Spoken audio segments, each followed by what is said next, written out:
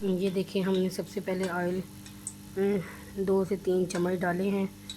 जैसे ही ये गर्म होता है हम इसके अंदर डाल देंगे करेलों को। उनको अच्छी तरीके से फ्राई करेंगे ताकि उनमें फिर कड़वापन ना रहे।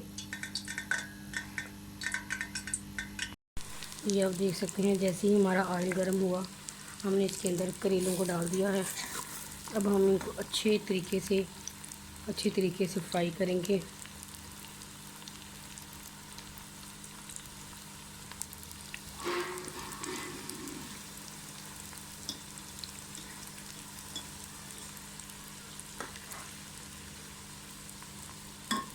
पहले हम इस तरह इसको करेलों को अच्छी तरीके से फ्राई कर लेंगे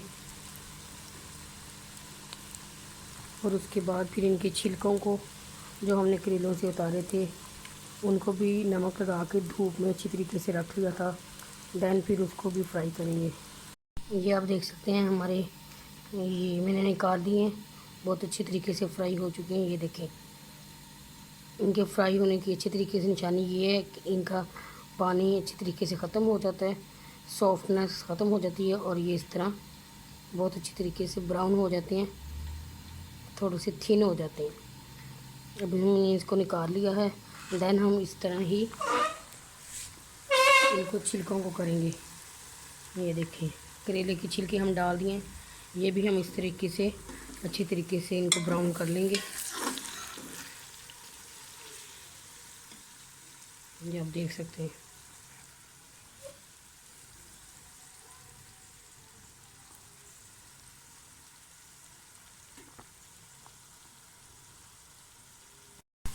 ये देखिए, हमारे छिलके भी बहुत अच्छे तरीके से फ्राई हो चुके हैं। ये देखिए, इनका कलर चेंज हो चुका है। अब हम इनको निकालेंगे। देन मैं आपको दिखाती हूँ अगला स्टेप। 1 kg हमारे करेले थे और 1 kg हमारा चिकन है। ये देखिए, अच्छे तरीके से फ्राई हो चुका है। अब हम इसका बनाएंगे पेस्ट। सबसे पहले हम डालेंगे इसके अंदर अदरक लहसुन का पेस्ट। ये आप देख सकते हैं, हमने इसके अंदर डाल दिया अदरक लहसुन का पेस्ट और अनियन का पेस्ट और साथ में ग्रीन चिली का पेस्ट। हम इसको 2 से 3 मिनट के लिए फ्राई करेंगे।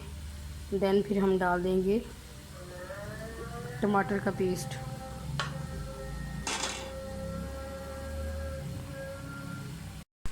5 से 7 मिनट हो गए हैं। अब हम इसके अंदर डालेंगे स्पाइसेस।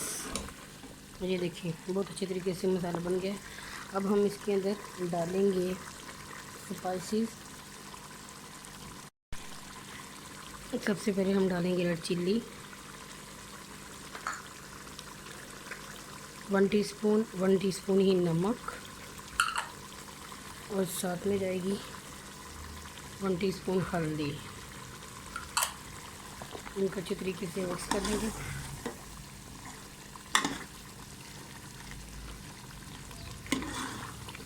और 2 से 3 मिनट के लिए फिर से बुनाई कर लेंगे।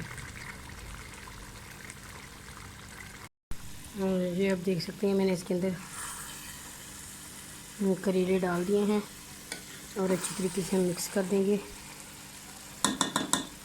देन हम इसके अंदर 100 ग्राम दूध डालेंगे। देन फिर हम इसको दम पे रख देंगे।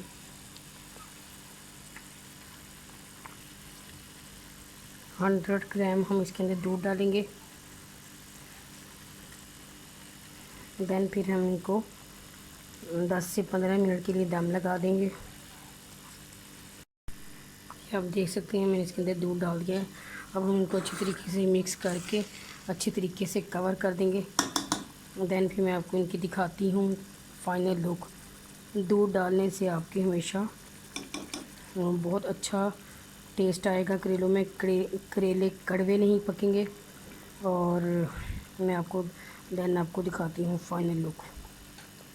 10 से 15 मिनट के बाद इनको ढक के रख देंगे। 10 से 15 मिनट के बाद मैं आपको दिखाऊंगी फाइनल लुक। ये रही हमारी करेले गोश्त की फाइनल लुक। ये आप देख सकते हैं। ये देखें, बहुत अच्छी तरीके से हमारा सालन पक चुका है। ऑयल बाइन देखें ऑयल छोड़ दिया है और बहुत अच्छी तरीके से हमारा करेले गोश्त बन चुका है।